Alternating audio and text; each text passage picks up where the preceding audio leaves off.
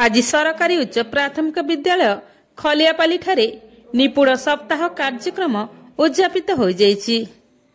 एही अवसर में विद्यालय प्रधान शिक्षक श्री लोकनाथ दास अध्यक्षतार एक बैठक अनुष्ठित होइथिला।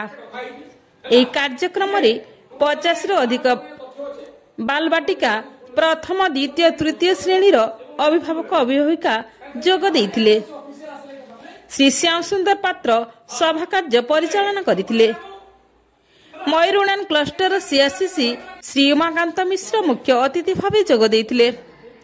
विद्यालय प्रधान शिक्षक श्री लोकनाथ दास निपुण सप्ताह कार्यक्रम लक्ष्य उद्देश्य विषय समस्त को अवगत कराइथिले। एही कार्यक्रम सेप्टेम्बर 15 रु 19 तारिख पर्यंत हेबा बोली सूचना देइथिले।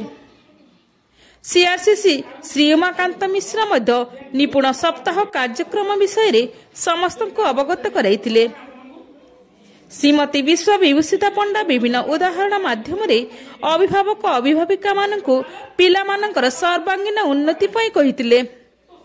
एहा परे बालबाटिकारु तृतीय श्रेणी पर्यंत पिला मानकर प्रगति पत्र बंटन करा जायतिला। परिशेष रे श्री खतुसुना धन्यवाद अर्पण करथिले।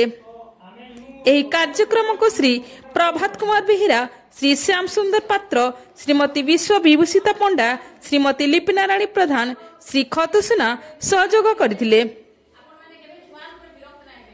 ब्यूरो रिपोर्ट, तनुषण टीवी।